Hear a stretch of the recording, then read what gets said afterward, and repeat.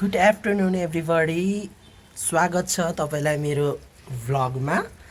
हिजो मैले एउटा भिडियो हालेको थिएँ कि मम्मीले चाहिँ मामा घरबाट धेरै प्रकारको फुलहरू लिएर आउनु भएको थियो, प्लान्टहरू। आज चाहिँ मैले त्यस प्लान्टहरूको चाहिँ बन्दोबस्त गर्ने विचार गरेको छु हैन। अब के प्लान्टहरू लिएर आउनु भएको छ र कहाँ के रोप्ने भनेर, कसरी रोप्ने भनेर म तपाईँहरूलाई देखाउँछु है त। यहाँ चाहिँ धेरै खालको फुलहरू लिएर आउनु भएको रहेछ है। मैले एउटा चाहिँ यस मसिनो खालको गुलाबको एउटा भेराइटी लिएर आउनु भएको रहेछ। त्यो चाहिँ मैले यसमा राखिदिएँ हैन। अब यहाँनिर यसमा चाहिँ म यो ब्रह्मकमल रातो खालको ब्रह्मकमल राख्दैछु हैन। यो राख्दैछु सानो गमलामा। अहिले चाहिँ यो बस एरेन्ज मात्रै गरेको, पछि यो ग्रोथ भइसकेपछि चाहिँ यसलाई फेरि चेन्ज गर्नुपर्ने हुन्छ है। अनि यहाँनिर यो छ, त्यसपछि यहाँनिर यो कमला फुल अरे है। अनि यहाँ एउटा अर्को यो चाहिँ मलाई नाम थाहा भएन, यो चाहिँ के कस्तो खालको फुल छ, यसको नि अपडेट म तपाईँलाई दिनेछु। त्यसपछि यो चाहिँ मसँग पहिल्यै थियो हैन, यो राते फुल चाहिँ पछि मैले फ्यालिदिएको थिएँ, यो मन नपरेर है, धेरै भएर।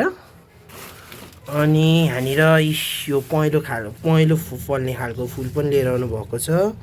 त्यसपछि यो छ। अब म यसलाई चाहिँ एरेन्ज गर्न लागिरहेको छु है त। मैले चाहिँ यसमा चाहिँ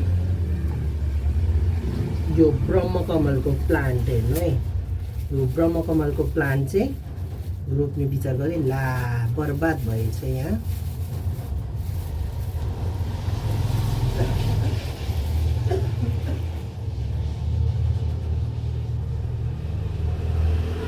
छ है।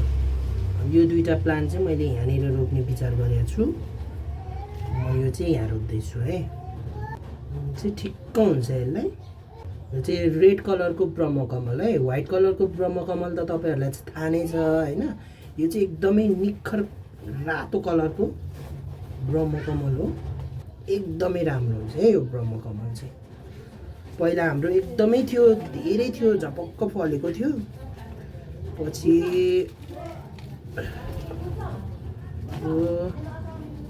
मर्यो। मैले व्हाइट कलरको ब्रह्मकमलसँगै पनि रोपिदिएको थिएँ। त्यसको चाहिँ खासै ऊ भएन हैन। अब यो फेरि एकचोटि लिएर आउनु भएको छ। म चाहिँ यो गमलामा चाहिँ त्यो उसको प्लान्ट के अरे लरियाको प्लान्ट चाहिँ रोप्दैछु है।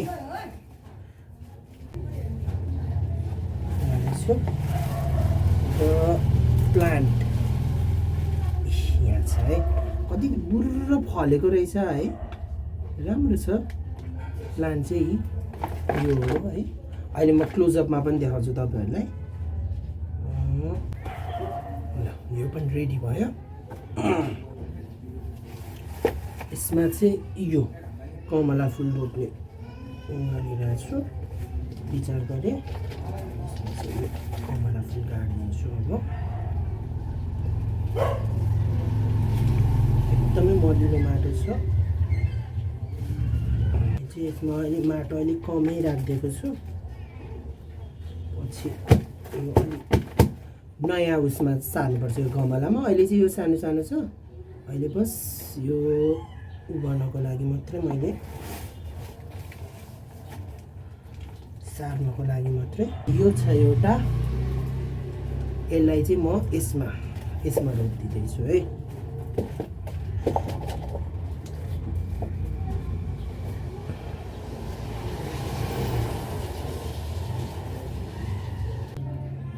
सानो सानो दाना फुलहरू पनि रहेछ। यो अलिक ठुलो भइसकेपछि अब यो साउन 2-3 महिनापछि चाहिँ यसलाई फेरि गमला ल्याएर सार्नुपर्छ है। फाइनली मैले सबै प्लान्टहरू रोपिसकेँ। अब यसमा म पानीहरू हालिदिन्छु। यो चाहिँ रेड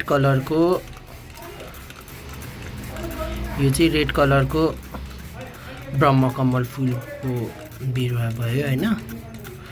त्यसपछि यो चाहिँ मेरो फेभरेट यसलाई चाहिँ लहरिया भन्छ नेपालीमा, इङ्ग्लिसमा चाहिँ यसलाई भन्छ प्यासन फ्रुट र यसलाई चाहिँ ब्ल्याक डायमन्ड पनि भन्ने गरिन्छ है। अनि यो चाहिँ कमला फुल भन्दो रहेछ नेपालीमा। यसको नाम चाहिँ मलाई थाहा भएन है इङ्ग्लिसबाट, पछि थाहा पाएपछि म तपाईँहरूलाई भन्छु। अनि यो एउटा प्लान्ट भइहाल्यो, अनि यो एउटा प्लान्ट भइहाल्यो। अब यसको अपडेट चाहिँ म टाइम टु टाइम तपाईँहरूलाई दिने नै छु।